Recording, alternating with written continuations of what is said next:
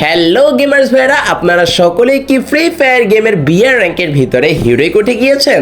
এখনো পর্যন্ত হয়তোবা অনেক ভাই ব্রাদার এবং অনেক গেমার্স যারা আছে ফোনে গেম প্লে করে তারা কিন্তু এখনো পর্যন্ত হিরোইকে উঠতে পারে নাই। এর প্রধান কারণ হচ্ছে এই প্রথম কোনো না কোনো একটা র্যাঙ্ক সিজনের ভিতরে এত হার্ড লবি পড়তেছে এবং এত হার্ড ম্যাচ পড়তেছে, যার কারণে আমি নিজে অর্থাৎ আমি ইউএফবি আজাদ ওয়াইটি নিজে হিরোইক উঠতে গিয়ে এত কষ্ট করছি। আমার এত বছরের যত গেম প্লে করছি তার ভিতরে এই প্রথম বিআর র্যাঙ্কে সব থেকে বেশি কষ্ট হয়েছে হিরোইক উঠতে, এবং বেশ কিছুদিন পর্যন্ত আমি ভিডিও পর্যন্ত দিতে পারিনি, শুধুমাত্র র্যাঙ্ক পুশ করে হিরোইক উঠছি ভাই, সিরিয়াসলি। সো আজকের এই ভিডিওতে আমি তোমাদেরকে আমি যে এই কয়দিন কষ্ট করে র্যাঙ্ক পুশ করছি এবং র্যাঙ্ক পুশ করে হিরোইক উঠছি, সেই হিরোইক উঠার ভিতরে যেই জিনিসগুলি আমি ফেস করছি এবং যে জিনিসগুলি করা আমার উচিত হয়েছে সেই জিনিসগুলি নিয়ে তোমাদের কাছে আজকে নিয়ে আসছি ফ্রি ফায়ারের বিয়ার র্যাঙ্ক পুশ করার 5টা নতুন টিপস। এবং এই টিপসগুলি কোনো প্রকারের মুখস্থ বিদ্যা না, এটা আমি নিজে ফেস করছি, যার কারণে তোমাদেরকে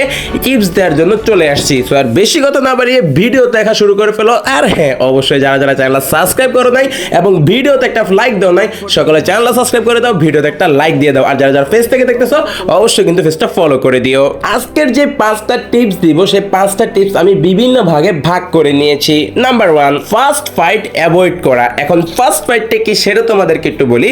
ফার্স্ট ফাইট হচ্ছে যখন তুমি বিমান থেকে জাম্প করবা, জাম্প করার সাথে সাথে তোমরা এমন একটা জায়গা নামো যেখানে অনেক এনিমি নামে, এবং সেখানে তোমরা চিন্তা করো কয়েকটা কিল করার পরে সেখান থেকে একটা ভালো লেভেলে কিল নিয়ে তুমি পরবর্তী ম্যাচটা খেলবা। বাট এইটা হচ্ছে সব থেকে বড় বোকামি, বিশেষ করে যখন তুমি স্কোয়াডে খেলো কিংবা ডুওতে খেলো, তখন এই কাজটা সব থেকে বড় বোকামি করো যে তুমি একা একটা অন্য জায়গায় নেমে যাও এবং তোমার স্কোয়াড নেমে যায় অন্য জায়গায়। হ্যাঁ, মাঝে তুই একটা সময় দেখা যায় যে তোমাদের যে 3টা প্লেয়ার আছে ওই 3টা প্লেয়ার একসাথে গিয়ে মারা খায় আর তুমি একা বেঁচে থাকো, তাদের সবাইকে হিল করো। এটা এক্সেপশনাল, বাট অলওয়েজ অর্থাৎ সবসময় প্রতিটা ম্যাচের ভিতরে যা ঘটে সেটা হচ্ছে তুমি একলা নামো এবং একলাই মারা খাও।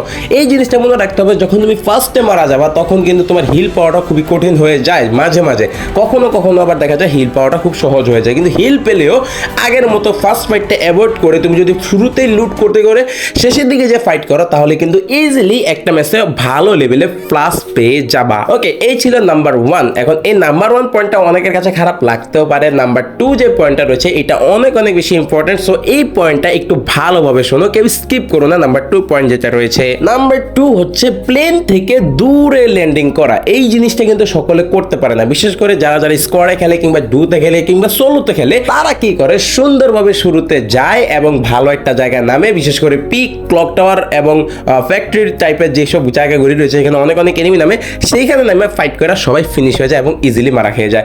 এখন এই জিনিসটা ঘটে এই কারণে, কারণ প্লেন লাইন থেকে যেই জিনিসটা কাছে থাকবে ওইখানে আগে পরে যাওয়া নিয়ে অনেক রেস হয়, কিন্তু সেইখানে যদি তুমি অ্যাভয়েড করতে পারো তাহলে কিন্তু অনেক প্লাস পেয়ে যাবা। সেজন্য তোমাকে কি করতে হবে, প্লেন থেকে অনেকটা দূরে নামতে হবে। যেমন আমি স্ক্রিনের উপর দেখতে পাইতেছো হয়তো বা যে এইখান থেকে আমি কতটুকু দূরত্বে যাওয়ার পর আমি নামতেছি, ঠিক আছে? প্লেন থেকে কিন্তু অনেকটা দূরে জায়গাটা। এখন এই জায়গা থেকে কিন্তু আমি চাইলে এই কাছেও নামতে পারতাম বা আমার পাশে নামতে পারতাম, কিন্তু এখানে না নেমে আমি অনেকটা দূরে নামছি, যার কারণে কিন্তু আমাকে শুরুতেই কিন্তু মারাটা কঠিন হয়ে যাবে যে কোনো এনিমির জন্য, এবং ওইখান থেকে কিন্তু একটা ভালো লেভেলে প্লাসও আর্ন করা পসিবল। Number 3, fake movement. এই ফেক মুভমেন্টটাকে তোমাদেরকে বলে দিই, যখন কোনো এনিমিকে তুমি ফায়ার করতে যাচ্ছ বা ফাইটের ভিতরে আছো, এখন এনিমি ধরো ফায়ার করার পরে সে ওয়াল মেরে দিল, এখন তুমি চিন্তা করতেছো যে তুমি সামনের দিকে যাবা, এনিমি তখন চিন্তা করতেছে সেও সামনের দিকে আসবে, বাট তুমি সামনের দিক দিয়ে না গিয়ে তার পিছন দিক দিয়ে ঘুরে যাওয়ার চেষ্টা করো। অর্থাৎ যেই দিক থেকে এনিমি তোমার মনে হবে যে এনিমিটা এদিক দিকে আসতে পারে, তার উল্টা সাইড থেকে এনিমিকে ফায়ার দাও। এনিমি কিন্তু তোমার মুভমেন্ট বুঝতে পারবে না এবং ভুল ফায়ারের মাধ্যমে সে ইজিলি নকড আউট হয়ে যাবে।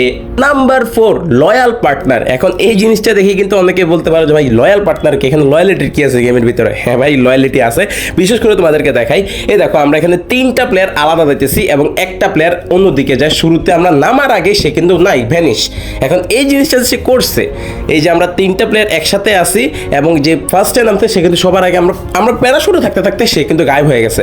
এখন এইরকম হলে তোমরা একটা প্লেয়ারকে হিল দিতে কিন্তু অনেক সময় চলে যাবে। অর্থাৎ হিল দেওয়ার জন্য টোকেন খোঁজো এবং 2-3 জন দুদিকে যাও, টোকেনে বাড়ি বাড়াও, তারপরে গিয়ে একটা টোকেন কালেক্ট হওয়ার পরে 400 টোকেনে তাকে হিল দাও। কিন্তু এত ঝামেলা না করে সে যদি তোমাদের সাথে নামতো, তোমরা আরামসে লুট করতা, সেও আরামসে লুট করতো, ভালো একটা বন্ডিং হতো, সবাই একসাথে থাকতো।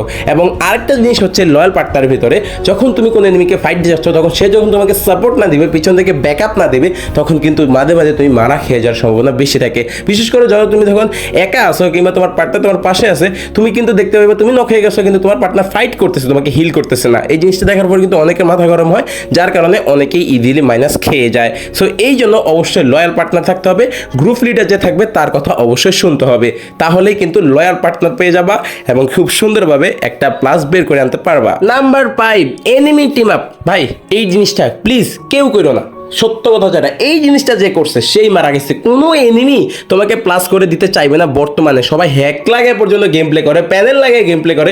সেই সময় তোমার কোন এনিমি তোমার টিম আপ করে তোমার বুইয়ে দিয়ে দিবে? এখন আর আগে যুগ নাই ভাই যে ইজিলি তোমাকে বুইয়ে দিয়ে দিবে। সো তুমি কখনো এনিমির সাথে টিম আপ করবা না, অর্থাৎ টিম আপ করতে গিয়ে দেখা যায় তোমার ইজিলি মেরে দিতেছে, সেখানে তুমি ফাইট করলে ওই এনিমিটাকে মারতে পারতেছো। সো কেন তুমি টিম আপ করবা? সো টিম আপটা অ্যাভয়েড করো, ফুললি অ্যাভয়েড করার চেষ্টা করো। ইজিলি দেখবো ওইখান থেকে একটা ভালো আউটপুট বের হয়ে যাবে এবং তোমরা আরামসে র্যাঙ্ক পুশ করে ফেলতে পারবা। এই 5টা পয়েন্ট যারা যারা শুনছো তারা একটু কষ্ট করে কমেন্ট সেকশনে জানাও একটা পয়েন্টকে আমি ভুল বলেছি, কিংবা এই একটা পয়েন্টে যদি আমি ভুল বলে থাকি তাহলে এক্ষুনি যারা সাবস্ক্রাইব করছে আনসাবস্ক্রাইব করে দাও। আর যদি সত্যি মনে হয় 5টা পয়েন্টের 5টাই কাজের পয়েন্ট বলেছি তাহলে অবশ্যই চ্যানেলটা সাবস্ক্রাইব করবা, ভিডিওটা শেয়ার করবা এবং তোমাদের ফ্রেন্ডদেরকে বলবা চ্যানেলটা সাবস্ক্রাইব করতে।